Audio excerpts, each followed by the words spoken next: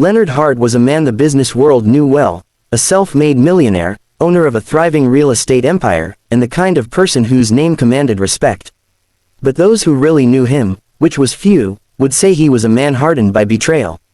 Years ago, his fiancée had left him the moment he lost money in a bad investment, only to return when his fortunes rose again.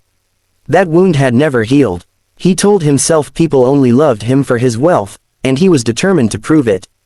That's when he came up with the idea. After a minor car accident left him with a fractured rib and mild concussion, Leonard saw an opportunity. His injuries weren't serious, but he asked his doctor to keep his true condition private. He'd pretend to be in a coma, unresponsive, helpless, to see who would care for him when he had nothing to offer.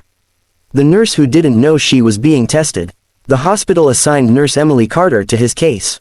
She was in her late 20s, with tired eyes that suggested she'd seen more than her share of hardship.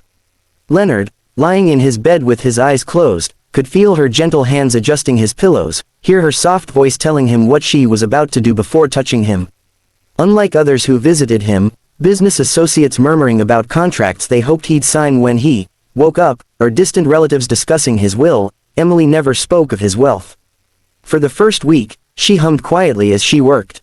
Sometimes she read aloud, not the financial news, but old adventure novels and poetry. He found himself listening, drawn to her warmth.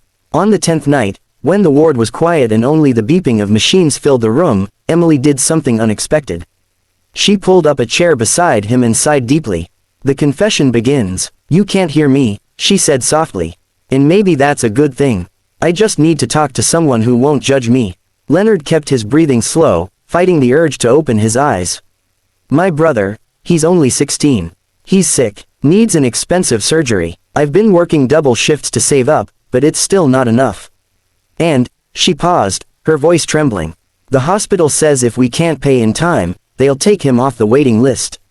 Leonard felt a pang in his chest, not from his injury, but from something deeper.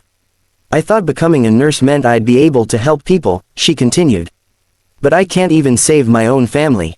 And if I lose him," her voice cracked, "I don't know what I'll do."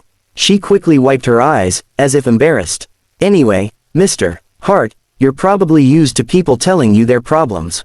You're rich, right? People probably think you can solve everything. But I'm not telling you because of that. I need to say it out loud before I break." The days that followed, over the next week, Leonard heard more of her life. How she'd taken custody of her brother after their parents died in an accident.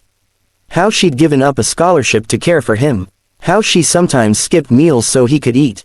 Emily never once hinted at wanting money from him. She never asked for favors. And yet, her voice held the weight of exhaustion. Leonard began to feel ashamed of his little test. This wasn't some gold digger waiting to pounce. This was a woman fighting for her family, silently carrying a burden most people couldn't imagine. The breaking point. One stormy night, the hospital's power flickered. Leonard heard hurried footsteps in the hall, the sound of rain lashing against the windows. Emily came into his room, breathless, holding a small box wrapped in a rubber band. She sat beside him again. "I sold my mother's necklace today. It was the only thing I had left of her. I thought I could never part with it, but my brother's life is worth more." Her voice broke entirely. "I just wish someone would help us. Just once. Not because they have to, but because they want to." Leonard swallowed hard. The walls around his heart were crumbling.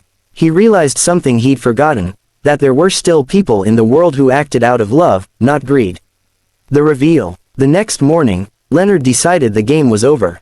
When Emily came in to check his vitals, he slowly opened his eyes. Emily gasped, nearly dropping the chart. "Mr. Hart, you're awake." He gave her a weak smile. "I've been aware for some time, actually." Her eyes widened in confusion. "What do you mean? I wasn't truly in a coma. I pretended. I wanted to see who cared for me when I couldn't offer anything in return." Her expression shifted from shock to hurt. "So, you were listening to everything I said?" "Yes," he admitted softly. "And I owe you an apology. I thought I'd find proof that people only cared about my money. But instead, I found you. An unexpected offer." Emily stood in silence, processing his words. "I don't know whether to be angry or relieved." "You have every right to be angry," Leonard said. "But I also know about your brother. I know about the surgery." She stiffened. "Please don't pity me." "This isn't pity," he said firmly. It's gratitude. You cared for me when you thought I couldn't respond. You showed kindness without expectation. Let me return it. Let me pay for your brother's surgery. Her eyes filled with tears.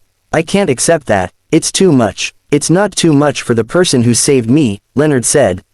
Not my body, my faith in people. A new beginning. A month later, Emily's brother underwent the surgery, paid in full by Leonard. She tried to thank him over and over, but he always brushed it off with a smile.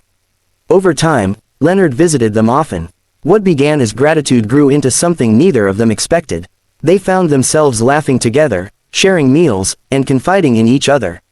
One afternoon, as they sat in the hospital garden watching Emily's brother walk without pain for the first time, Leonard turned to her. You know, he said, pretending to be in a coma might have been the worst decision of my life, except that it led me to you. Emily smiled softly, and maybe telling my troubles to someone who couldn't answer was the best thing I ever did. They both laughed, but in their hearts, they knew this was the start of something extraordinary. Would you like me to also make you a YouTube-ready title, description, and tags for this story so it's perfect for uploading? That way it's already optimized for engagement.